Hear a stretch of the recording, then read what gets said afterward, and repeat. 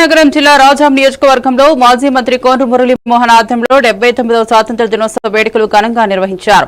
తహసీల్దార్ కార్యాలయం వద్ద జాతీయ జెండా ఆవిష్కరించి గాంధీ విగ్రహానికి పూలమాలలు అర్పించారు. స్కూల్లో ఆటల పోటీలో విజేతలకు బహుమతులు అందజేశారు. పాలకొండ రోడ్డుపై డివైడర్ల వద్ద మొక్కలు నాటారు.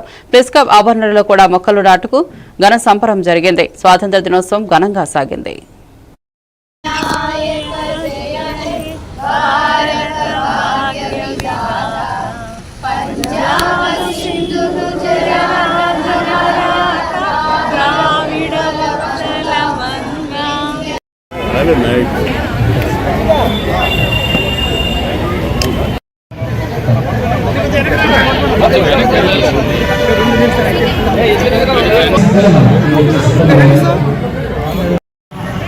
మిమ్మల్ని అందరూ చూడటం, అలాగే మీ ఉపాధ్యాయుని కమిటెడ్గా ఉన్న మీ టీచింగ్ నాన్ టీచింగ్ స్టాఫ్కి, అలాగే విద్యార్థులారా, నాతో చేసిన పత్రాలు మీ అందరూ కూడా నా స్వతంత్ర శుభాకాంక్షలు.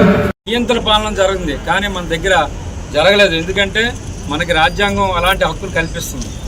అలాగే అందరూ కూడా చదువుకోవాలి, ఒక ప్రాథమిక హక్కుల్ని ఈరోజు రాజ్యాంగం కల్పించింది. అందరూ కూడా ఉపయోగించుకుంటున్నారు.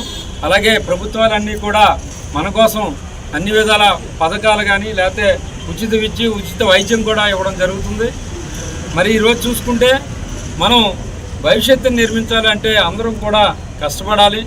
ముఖ్యంగా మన పెద్దలు ఈ స్వాతంత్రం తెచ్చారు కాబట్టి దాన్ని నిలబెట్టుకోవడానికి ప్రతి ఒక్కరూ కూడా మన విధి, మన హక్కు అని ముందుకు వెళ్ళాలని సందర్భంగా తెలియజేసుకుంటూ, అలాగే ఈరోజు ఈ రాష్ట్రంలో కూడా మరి చంద్రబాబు నాయుడు గారి నాయకత్వంలో మరి ఒక విజన్ ఉన్న నాయకుడు ముందుకు తీసుకెళ్తున్నాడు అన్ని విధాల.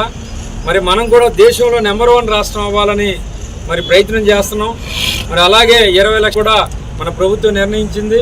మరి దాంట్లో భాగంగానే 10 లక్షల కోట్ల రూపాయలతో ఈరోజు పెట్టుబడులు అన్నీ కూడా తేవడం జరుగుతుంది. మరి అన్ని విధాల మరి దాన్ని అందుకోవాలంటే మనం మన పిల్లలు లేకపోతే చదువుకున్న